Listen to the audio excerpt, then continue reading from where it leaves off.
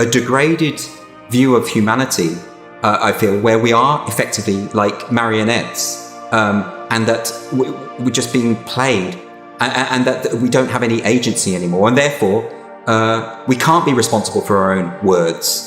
Not just our actions. We can't be responsible for our own words and the ramifications. So we have to be controlled, and we have to be stifled by the state. And it makes me very nervous. So I've been thinking through the importance of free speech, I suppose, from a psychological perspective. And it seems to me that, well, we can walk through some axioms and you can tell me what you think about them if you would. So, I mean, the first thing we might posit is that it's useful to think. It's better to think than not to think. And that might seem self-evident, but thought can be troublesome and stir up trouble, and your thoughts can be inaccurate. So it's perhaps not that unreasonable to start the questioning there. But I think it was Alfred North Whitehead who said that thinking allows our thoughts to die instead of us. And so he was thinking about the evolution of thought in some sense from a biological perspective. So imagine a creature that's incapable of thought has to act something out, a representation of the world or an intent. It has to be embodied. And then if that fails, well, it fails in action. And so the consequence of that might be death. It might be very severe. Whereas once you can think, you can represent the world abstractly. You can divorce the abstraction from the world, and then you can produce avatars of yourself, sometimes in image, like in dreams, let's say, or in literature and fiction and movies and so on.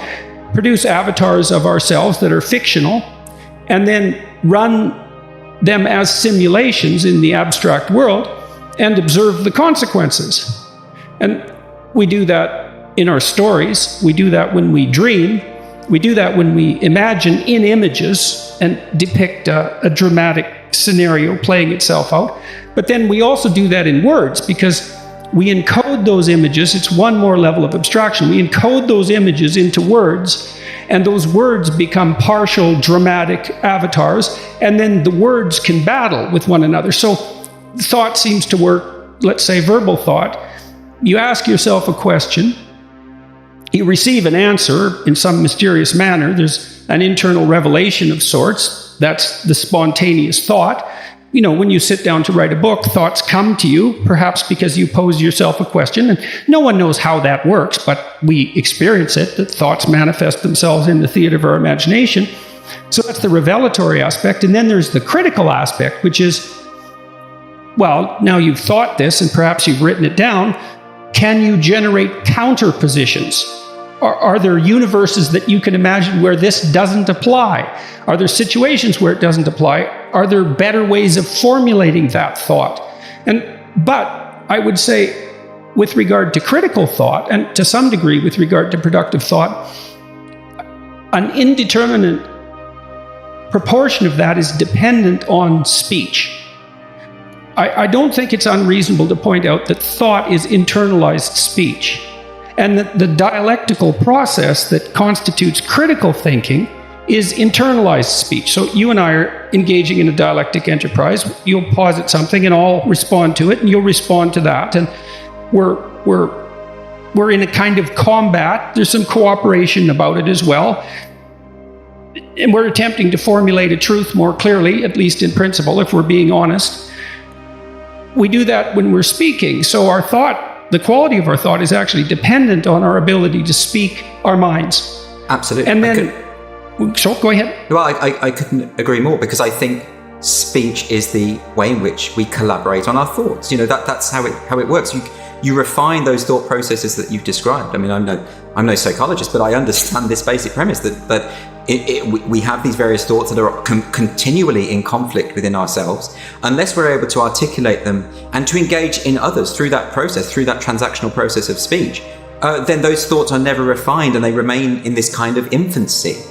And this is why they're as refined as we can make them as individuals. Sure. But that's also assuming that you even have the words, which you also learned in a dialectical process. Right, exactly. It's not as though the truth is ever fully graspable, but we can get nearer to it through that collaborative process of speaking and articulating the thoughts. And in fact, even in the act of, like you say, writing or articulating yourself, as with your self-authoring program, for instance, the act of writing things out is what clarifies the point of view for you. I've actually found that the way that I think about these issues now is largely a product of the fact that I've written so much about it and changed my mind through the act of learning how to express myself on these points.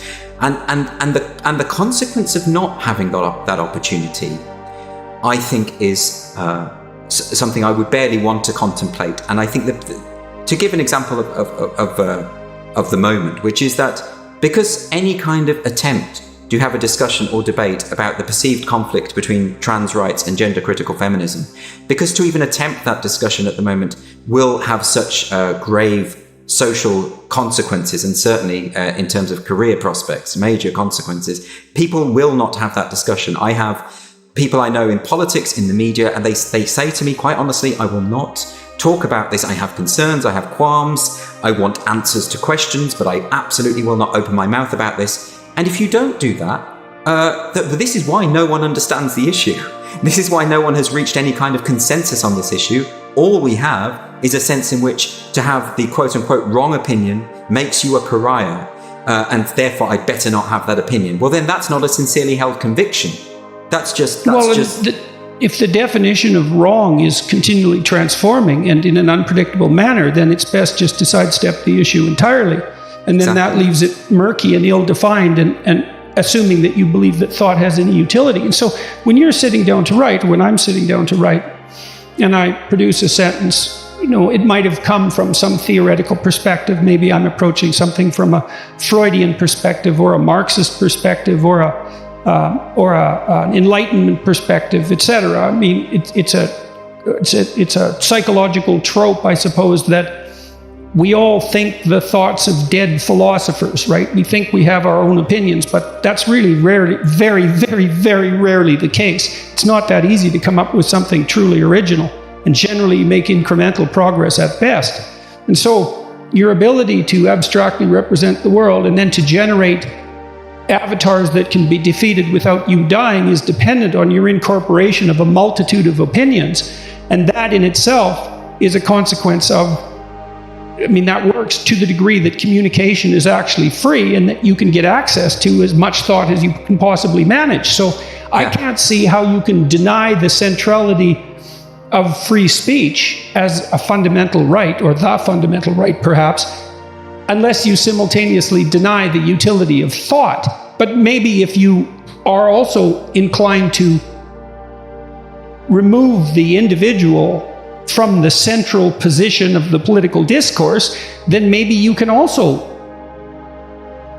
make the case, at least implicitly, that individual thought doesn't matter and that mostly it's just causing trouble. But I think individual thought is key, and actually, even in the outline you've described there is individual agency in reaching a conclusion that has been articulated before, insofar as if you are engaged with a multitude of writers and philosophers and artists and ideas, and you've come out with a perspective, well, that perspective may not be original to you, but the process that you've gone through to reach that viewpoint is individual to you. There is a power in that. So there's something important about that. There's something crucial. If you're a practicing psychotherapist, one of the things you have to learn is to not provide people with your words too much. What you want is for them to formulate the conclusion. And you can guide them through the process of investigation. You talked about the self-authoring process, which is online at selfauthoring.com, that it steps people, say, through the process of writing an autobiography, of analyzing their current virtues and faults, and of making a future plan. The utility of all of that is dependent on the person who's undertaking the exercise generating their own verbal representations, right? Yes. And that seems to cement it somehow as yours if you've come up with the words. And so it's the uppermost expression of personhood, the ability to have the words that you should speak reveal themselves to you and to have the right to express them as you see fit. Yes. In which case, if you are merely repeating an accepted script, then to what extent can you even say to be an individual at all?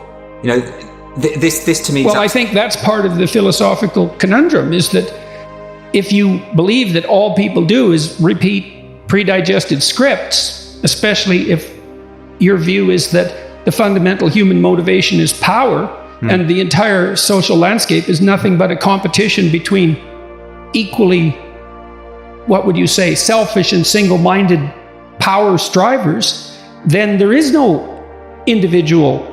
There's no individual in that conceptual world. And it seems to me that that's the world that we're being pushed to inhabit and are criticized for, on moral grounds, for criticizing.